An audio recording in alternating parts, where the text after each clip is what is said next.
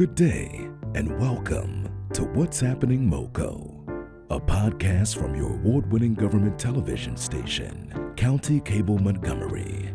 Now, here's your host, Derek Kinney. Good day. What's happening, MACo? We are at the MACo conference, and we are with Councilmember Gabe Albornoz. Yes. Now, how many years has it been? We've talked a little bit. How many years has it been that you've been coming to the MACo conference? Believe it or not, Derek, this is my 16th conference because I used to come as the director of the recreation department in Ike's cabin. Now, what was it like then versus now? Well, as an elected official, you get invited to a lot more events. The food's a little better, but it is a similar outcome, though. This is a wonderful opportunity to network with colleagues from across the state as we address many of the similar problems and find out best practices, go to the breakout sessions, and I look forward to it every year. What are some of the key issues that you're looking forward to gaining more information about this year at the MACo conference? Absolutely. So I chair the county's Health and Human Services Committee. Okay. And so pretty much anything related to public health is of particular interest to me and my team. Last year, we learned a lot about the cannabis rollout and how we as local jurisdictions working with our public health officials want to do it in a manner that's responsible. And here we are. And so we're working right now on trying to figure out how to do that responsibly, but also in a manner that adheres to the laws that have been passed by our colleagues in the state. And so far, so good. Dr. Keisha Davis, our public health officer, is here. And the collaboration that we have among colleagues is always very important. But the other element that I'm hoping to focus on being here is, as well as economic development, which is a big key for not just Montgomery County, but the entire state moving forward. Okay. Now, you mentioned economic development, but you also mentioned cannabis or marijuana, and now that is legal, Yes. which for many years, that has been an illegal substance. What do you want residents to know about the quote-unquote legalization of marijuana or cannabis in Maryland, specifically Montgomery County, Maryland? What are some of the safety tips? What are some of the permissions allowed and all those things? Well, the state, I think, has done a good job of providing some reasonable and responsible regulation based on best practices that we learned from other states that have been ahead of Maryland. But now, as we implement, I think education is going to be very important, particularly for parents, because the message that at least some of our kids are hearing is that cannabis is safe and that it's not something that they need to be concerned about. But there's a reason why you have to be 21 in order to be able to access it, just as you would alcohol. Okay. And so there's a path forward for us to be able to do this in a way that makes sense and also learn from some of the mistakes of previous jurisdictions as well. But I'm confident that we have the infrastructure here, not just in Montgomery County, but the entire state, and a really strong partnership between our state Department of Health and our local Department of Health in providing families with the correct and appropriate information. Great. You also mentioned just a moment ago about economic development. Yes. And that's such a big word, and it's a word that has a lot of bearing on so many people when it comes to the livelihoods of the county, the future prospects for our next few generations. What can you tell us about what you're learning here at MACo in regards to economic development, and what do you see the state of economic development being now in the county? Well, it is a critical issue, Derek, because just this last year we passed an almost 5% tax increase because our revenue is not keeping pace with the needs that we're seeing in our community. So we have to diversify our funding sources, and that means expanding our economic development opportunities. And we have a strong infrastructure of biomedical science industry in Montgomery County. And what we have been waiting for and are excited about is a true and authentic partnership with the governor's office in making sure that we leverage state resources, but also context. Governor Moore has been an extraordinary ambassador for the state of Maryland across the country. He has let our entire country know and the world that we are open for business. And he's looking at partnering with local jurisdictions. A good example of that is the Purple Line project, which will, I know, lead to enhanced economic development opportunities. And while it's been delayed many years now, Okay. it is going to happen. That was my next question. Yeah, but I learned a long time ago, Derek, the word patience is rooted in the Latin word to suffer. Oh, wow. Oh, wow. It is not easy being patient, Okay. but good things will come to those that wait. It will get built, and it will spawn all sorts of new opportunities, both from an economic development standpoint, but obviously help with transportation issues too. Now, for those that may have forgotten, because it's been such a long, I guess, journey. I don't want to say it's a long journey, but it has been a journey with the Purple Line. Mm-hmm.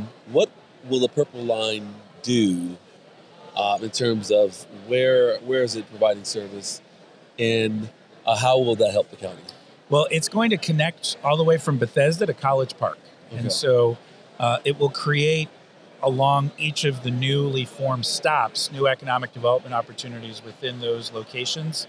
Mm-hmm. But it also is going to open the door to more strong partnerships with the University of Maryland locally within Montgomery County. And we have the Universities of Shady Grove, which is outstanding, and Montgomery College, but having a direct connection to College Park, I think, will also be very helpful. Now, that's great. Thank you for that update. And I think it's great that we have you here, the chair of the HHS committee, because HHS is one of the larger segments of the county in terms of what it covers. Yes. So you have homelessness, you have behavioral health, you have literal health, you have Infant mortality. Yep. So many different things. Yep. What could you give us in a quick update, like in terms of round robin, of some of the things we need to be aware of from the standpoint of the HHS committee? Absolutely. So we learned so much during COVID, both what to do and frankly what not to do. But what we learned is the county cannot do this on its own. Right. We have to partner with community-based organizations and organizations and individuals and leaders that have deeper connections within communities, because we can provide messaging, we can buy advertisements, but ultimately it's that grassroots effort. And so we've been working on hiring health promoters that are ethnically and culturally diverse and reflect the diversity of our community. And we've also initiated the Black Physicians Network, which is a unique collaborative with Black physicians in Montgomery County to meet them part of the way in order to be able to subsidize so that more Black patients can be seen by Black doctors, which we know leads to better public health outcomes. So those are the types of initiatives that we have going. And I'm actually particularly excited about where we are as a county and as a community. We, I think, took public health for granted before COVID.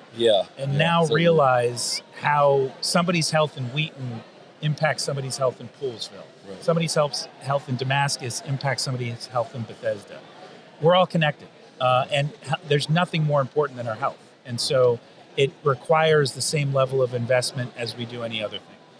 So when people have questions for you, whether it's economic development, whether it's behavioral health, or something within the realms of health and human services, what's the best way for them to contact you or your office? So contact me by email or to contact our office directly. It's councilmember.albornoz@montgomerycountymd.gov is the email address. But if you just go directly on the council's website, there are many ways that you can access our office. We also have our social media handles as well. So many different ways. And our office is bilingual.